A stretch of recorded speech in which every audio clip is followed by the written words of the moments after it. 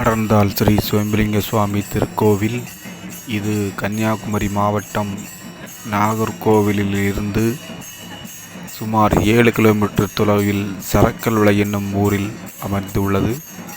இங்கு படர்ந்தால் சுயம்புலிங்க சுவாமி திருக்கோவில் பங்குனி உத்திர திருவிழாவானது மிகவும் சீரோடும் சிறப்போடும் கொண்டாடப்படுகின்றது. இதற்கு கொடியேற்றத்துடன் தொடங்கி 10வது நாள் பங்குனி உத்திர திருவிழாவோடு திருவிழா நிறைவு பெறும். இது அழகான கொடியேற்றத்தை நாம் இன்று காண்கிறோம். ஏராள மக்கள் திரண்டு அனைத்து ஊர் பொதுமக்களும் இந்த திருவிழாவிலே கலந்து அழகான ஒரு திருவிழாவை நிகழ்த்தி வருகின்றார்கள். அந்த காட்சியைத்தான் நாம் கண்டு கொண்டிருக்கின்றோம்.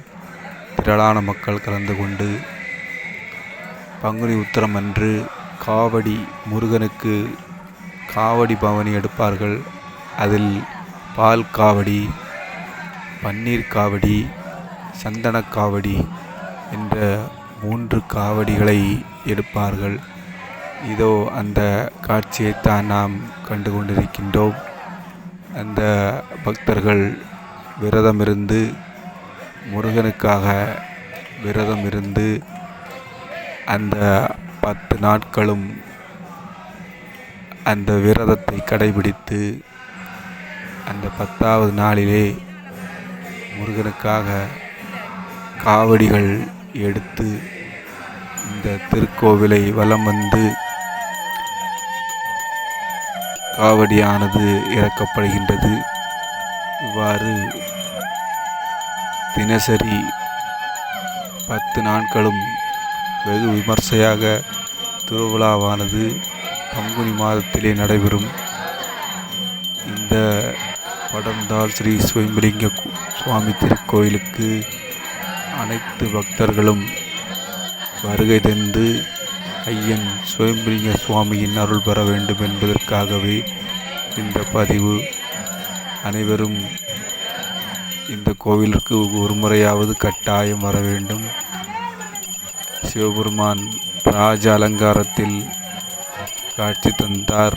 ஒவ்வொரு நாளும் ஒவ்வொரு விதமான அலங்காரங்களில் இறைவன் சிவபெருமான் காட்சி தருகின்றார். மும்மூர்த்திகளில் முண்டான சிவலிங்க அமைப்புடன் ஒரு நாள், இன்னொரு நாள் வயதான வேதியர் போல் ஒரு நாள், இப்படி தினசரி இறைவன் சிவபெருமான் நமக்கு காட்சி கொடுக்கின்றார்.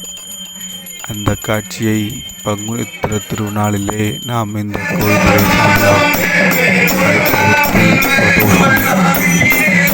அதை தவிர்த்து சோமவாரம், சிவராத்திரி பல விழாக்கள் கொண்டாடப்பட வருகின்றன.